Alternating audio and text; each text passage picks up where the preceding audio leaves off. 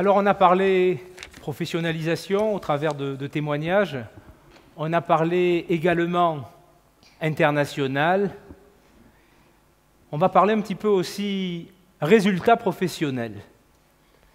Et les résultats professionnels de votre promotion, alors comme l'a rappelé Sylvie, tous ne sont pas présents ce soir, certaines sont en poste à l'étranger, mais les résultats de votre promotion sont tout à fait encourageants, voire remarquables dans le contexte économique dans lequel nous vivons.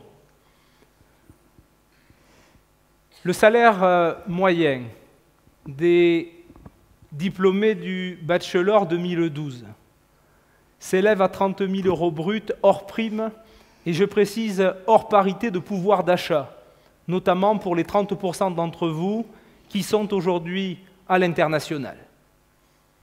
C'est donc un encouragement incontestable. Et c'est aussi au travers de vos réussites, comme cela a été rappelé à la fois par M. Jourdan et par Morgane, la nécessité pour vous, diplômés, de vous investir pleinement dans l'association des diplômés du groupe Subdeco Montpellier Business School.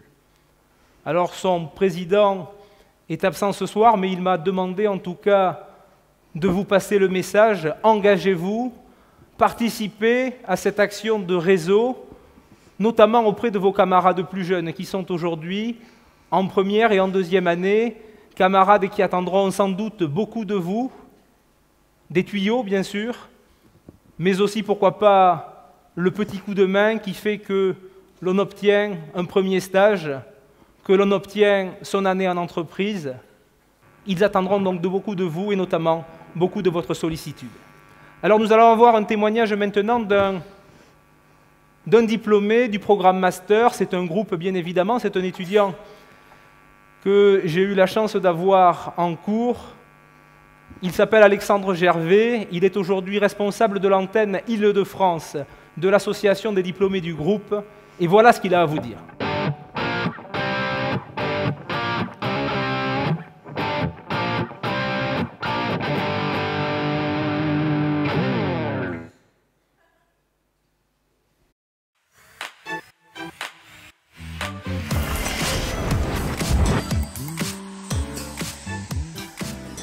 Je suis Alexandre Gervais, diplômé de l'ESC Montpellier en 2010.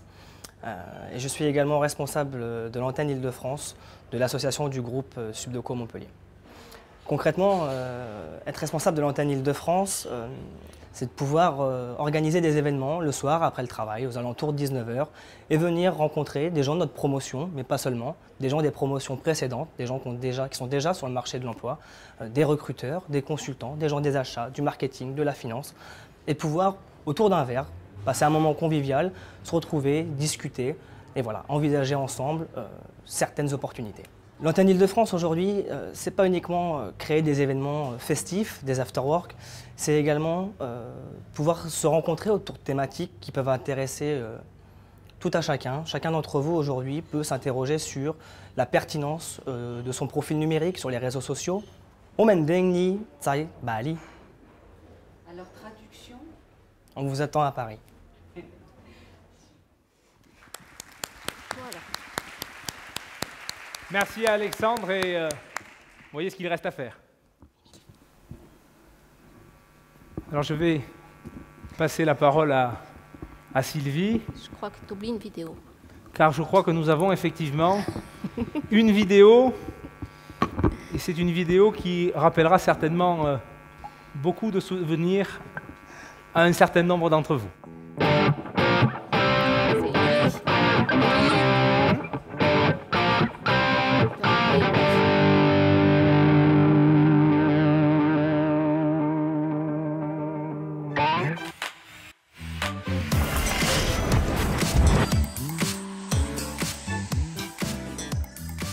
Mon parcours, j'ai intégré l'école internationale de Montpellier, groupe Subdeco Business School, après un bac ES, option européenne. Dès le début, j'ai essayé d'inscrire mon parcours à l'international en commençant avec un premier stage aux États-Unis dès ma première année d'études, puis un stage d'1 an à New York pour mon année de césure. C'est un stage qui m'avait été transmis par des étudiants de l'école qui avaient eu une magnifique expérience aux États-Unis et qui avaient voulu en faire bénéficier d'autres étudiants de l'école. C'est ce que j'ai fait à mon tour par la suite, en privilégiant le recrutement d'étudiants de l'école. Donc Estelle, Cyriaque, je pense que vous êtes dans la salle ce soir et je pense que vous avez certainement apprécié votre stage autant que ce fut le cas pour moi. Donc j'ai créé mon entreprise de création de bijoux de façon artisanale basée sur la pâtisserie française. Donc c'était quelque chose qui me tenait à cœur. Le statut d'auto-entrepreneur m'a permis de me lancer et depuis je ne regrette pas d'avoir fait ce choix. Je crée énormément d'objets de décoration ou de bijoux pour les mariages, les cadeaux de naissance. C'est un aspect de mon entreprise que j'apprécie particulièrement, la proximité en fait avec ma clientèle, des gens avec lesquels je tisse des liens et qui deviennent par la suite des clients privilégiés. Mon message ce soir, c'est réellement de ne pas hésiter, de vous lancer et d'entreprendre, que ce soit en marketing, en communication, en gestion, en comptabilité. Vous avez toutes les armes pour vous lancer et être vraiment compétent sur le marché de l'entrepreneuriat. Dans quelques instants, vous allez monter sur scène pour recevoir vos diplômes. C'est avec beaucoup d'émotion que je repense à cet instant, dans la mesure où j'étais à votre place il y a seulement 1 an. Profitez bien de ce moment. Je vous souhaite à tous énormément de réussite, que ce soit professionnelle ou personnelle, et j'espère que vous repenserez à ce moment dans quelques années avec autant d'émotion que moi.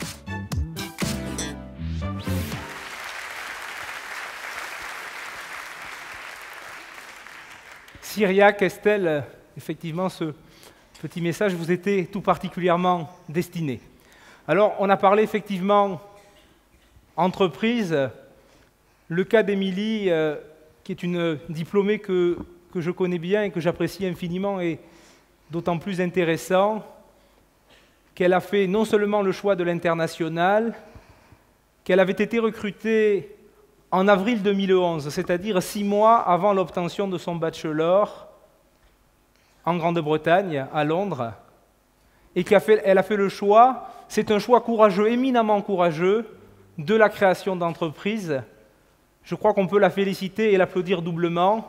Bravo pour cet engagement.